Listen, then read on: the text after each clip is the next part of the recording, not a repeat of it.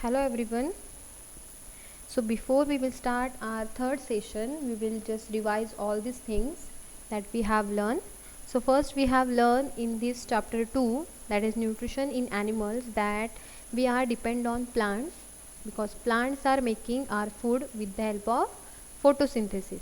Okay, and then whatever the stages are there that involve in the digestive system, that is ingestion, digestion, absorption. One another step is there, that is assimilation, and the last one is egestion. I have not mentioned here assimilation, but these are the main stages in the digestive system. Then we have learned that what is mean by digestion. So in this we have learned that the animals just break down the complex substances into simpler substances, and that process is known as digestion, because we cannot digest the complex food as it is, so that we have to convert that into simpler substances. So see how we are just converting the complex substance into the simpler substances. Next, we learn the different ways of taking food of different animals. So this is the table.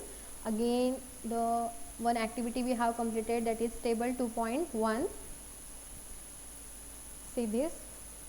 Next, we have started that digestion in humans. So in the last two sessions we completed about the buccal cavity, food pipe, that is esophagus, and the stomach. See, first after digestion definition there is one another definition is there, that is digestive system. So what is mean by digestive system? Whatever the components are there, that is digestive tract or alimentary canal and the associated glands, together known as digestive system. So see, some major components are there and accessory organs are there. So major means they are performing the important role, and accessory means what? The liver, gallbladder and pancreas, just helping these major components. Next one we have learned about the buccal cavity. So first is ingestion, that is taking food in the mouth. So in the mouth three parts are there, that is teeth, salivary glands and tongue. So these are the types of teeth, that is milk teeth and permanent teeth. Then we have learned about the arrangement of teeth, that is molar, premolar, canine, incisor. Downside 16 and upside 16. See how the structure is there, that is incisor used for cutting, canine for piercing, premolar for crushing and molar for grinding. Next, the extra information is there, that is tooth decay, that is damage of your teeth.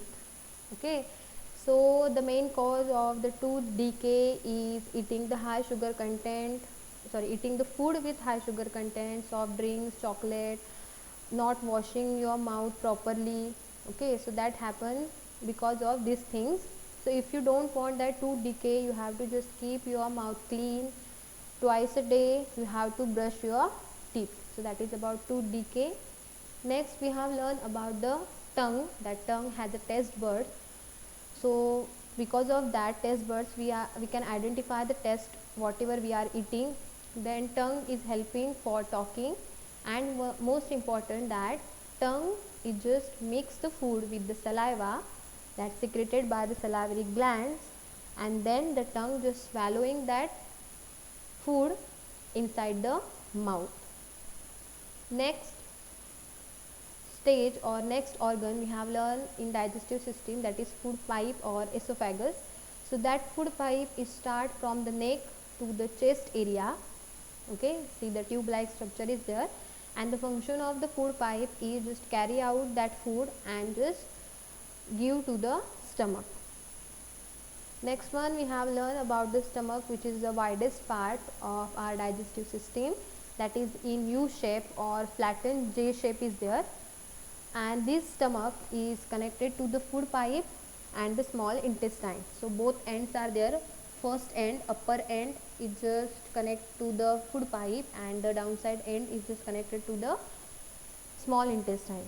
So in the stomach what happens, whatever the inner linings are there, they are producing some chemicals, that is first one is mucus, then hydrochloric acid, and next one is digestive juice. So in this stomach, whatever the chemicals secreted by the inner lining, they are useful because first, that is a mucus which protects the stomach lining, then hydrochloric acid just kill the bacteria whatever present inside the stomach, and digestive juices, it just broke down or breaking down the protein into simpler substances. Okay, so I hope that this revision is enough for you. See the stomach, one end that connected to the food pipe, and the second end, that is the bottom side end, is connected to the small intestine. Now we will start our new point. So the fourth tract of digestive system or fourth organ, that is the small intestine. So I have shown the picture, see here the small intestine. So this intestine is just highly coiled. Coiled means what, you know, that coil structure is there. Coil is there, that metal coil. Yes, same as the highly coiled structure. Means just they are together. There is no any particular path is there. They are just like take one thread, okay, and just move that and drop down. So whatever the structure is there, that is a coiled structure, and this small intestine has a coiled structure which length is 7.5 meter. See the 7.5 meter is there. Now it looks like a small because they are just coiled. That's why we cannot see that properly. But the small intestine is about 7.5 meter in length, and in the intestine, two things are important. Two another accessory organs are important, that we have seen that image, the major components are there and side there accessory organs are there. So these accessory organs actually help in the small intestine. So two accessory organs are there, that is first one is liver and second one is pancreas. So liver and pancreas just release the digestive system into the small intestine. Liver is a reddish brown gland. The color of liver is reddish brown, and that is present upper part of the abdomen on the right side. So when we see the whole digestive system, we can understand the liver, that is upper abdomen is there, and on our right side the liver is present, which is reddish brown in color, and it is the largest gland in the body. Just underline or highlight that thing, remember that thing, the liver is the largest gland in the body. Maybe for general knowledge or for fill in the blank, you have to learn that liver is the largest gland in the body. So what is the use of that liver? So what the liver is present there, that liver just secrete one digestive juice, and that digestive juice name is bile juice, B-I-L-E, bile juice. So that we will learn here. See, first we will just read. See, it is a gland reddish brown in color. I have told that the color of the liver. Then it is known as the largest gland of the human body. Whatever the glands are present in the human body, so among that liver is the largest gland. It secretes the digestive juice, and that name of the digestive juice is bile juice. Okay, the name of that digestive juice is bile juice. Just when you will write the short notes, you have to write these points, don't copy as it is. The bile juice is stored in the gallbladder. The gallbladder is also an accessory organ. Means that not taking the participate, but they are just activate the digestion. Okay. Why? Because they are storing the bile juice which secreted by the liver. Means liver secrete the bile juice, and that bile juice is stored in the gallbladder. And what is the use of that bile juice? Whatever the food we are taking, nutrients are present there, like a carbohydrate, proteins, fats and all. So carbohydrate breaking down is just happen in the mouth, okay, with the help of saliva. Saliva is just breaking down the starch into sugar. So that is in buccal cavity. Then in the stomach we have seen the breaking down of protein, and in the small intestine there is a breaking down of fats with the help of bile juice. So whatever we are just breaking down, so that digestive juices plays an important role, because carbohydrate, fats and proteins, these all are the complex, and that digestive juices just convert that complex substances into simpler form. Understood? So this is about the liver. Then I have mentioned here the pancreas also, that also helpful to the small intestine. See, it is a cream colored gland present in the human body. It secretes pancreatic juice that helps in digestion of fats, carbohydrates and protein. So whatever we have just learned, that complex substance into simpler substance. So that pancreatic juices are also help in the digestion of that complex substances. See here that how the small intestine now absorbs the food. We have learned that ingestion. Next one is, first we just learn about the ingestion. Next is digestion, then absorption. Now how the small intestine just absorbs the food, that we will learn here. In this liver and pancreas, one point is there, that now in pancreas note we have learned that the digestion of fats, carbohydrates and proteins. But the partly digested food, now in this the food is not fully digested. The partly digested food is there, and that reaches to the lower part of small intestine. Now liver and pancreas just do functions in upper part, and then they just partly digested the food and then sent to the lower part of the small intestine.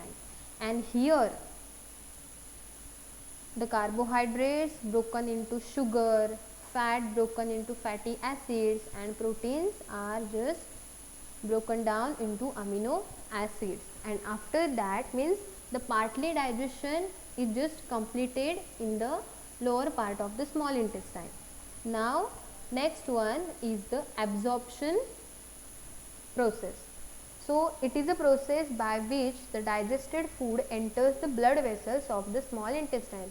Whatever the food is digested by the small intestine with the help of bile juice or pancreatic juice, so that's sent to the lower part of the small intestine, and here we are absorbing the digested food that enters in the blood vessels. Directly we are eating and the digestion process start, then again means in few minutes we are getting the energy. That is not happening. The step by step the process is there.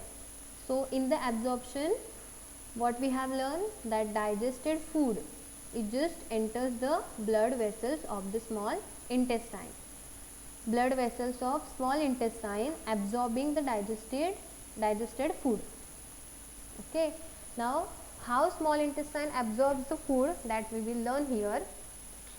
So in the small intestine, villi are present.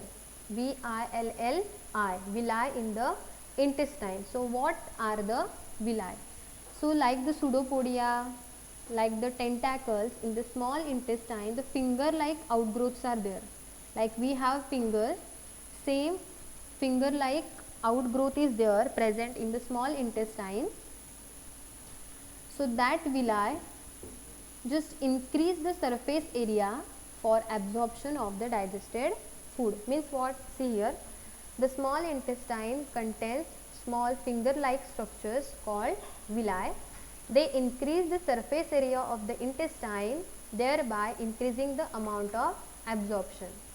So if in the small intestine the villi is there and the surface area is more, So as surface area increases, the digestion of the food or the absorption of food is increases.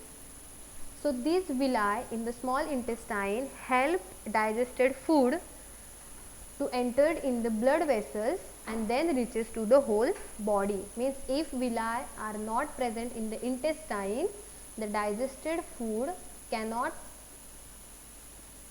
get entered in the blood vessels and cannot reaches to the whole body. So villi are most important part of the small intestine, where they are increasing the surface area and then help the digestive food gets into the blood vessels. And that process, when the organ just utilizing the digested food and forms, see the assimilation process is there, the process by which the organs of the body utilize the digested food and form complex substances which the body needs, such as proteins, are called assimilation. Means after utilizing the food, again our organs are converting that substances into complex substances, that for example proteins. So that process is known as assimilation. Means in the small intestine, digested food absorbed, then just entered in the blood vessels with the help of villi, and the remaining digested food is there that form the complex substances, for example proteins, and that process is known as assimilation.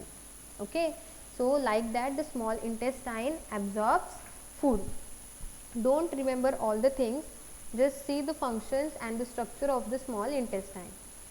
Next one, now whatever the undigested food is there, now digested food is just absorbed by the small intestine. Okay, in the small intestine we are actually absorbing the fats, and whatever the remaining part is there, that we are just proceeding towards the large intestine.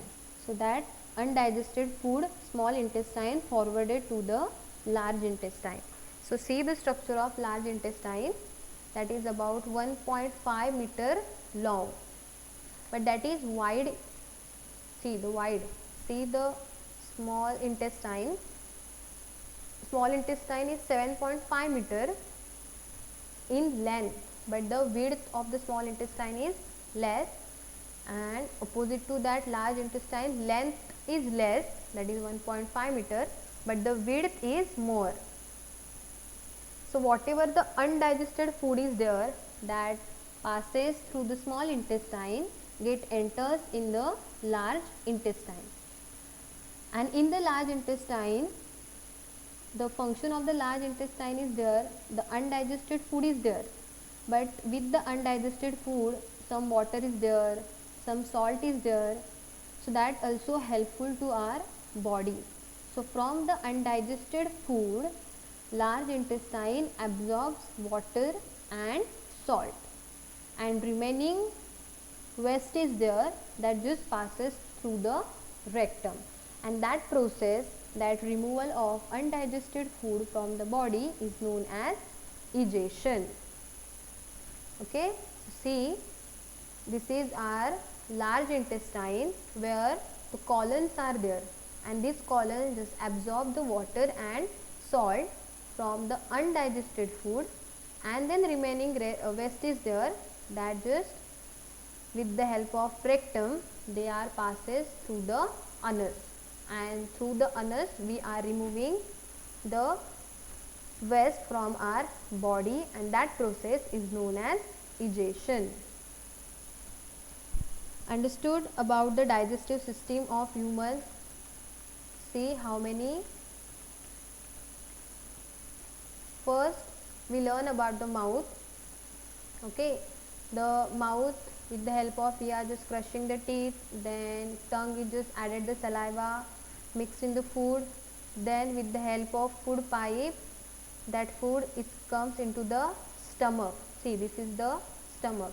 In the stomach many juices are there secreted by the stomach's inner lining, Then the food is just passes through the small intestine. In the small intestine, fat is digested, and whatever the undigested food is just passed to the large intestine, where the large intestine absorbs the water and salt from the undigested food and passes that waste to the rectum, and this rectum passes that waste to the anus. So like that we have completed our digestive system. So I hope that you have completed or you have understand all these things about the human digestive system. So today's homework is that you have to write a short note on digestive system. Means don't write a particular organ and the notes or the points of that organ. You have to write the digestive system into 10 to 12 points.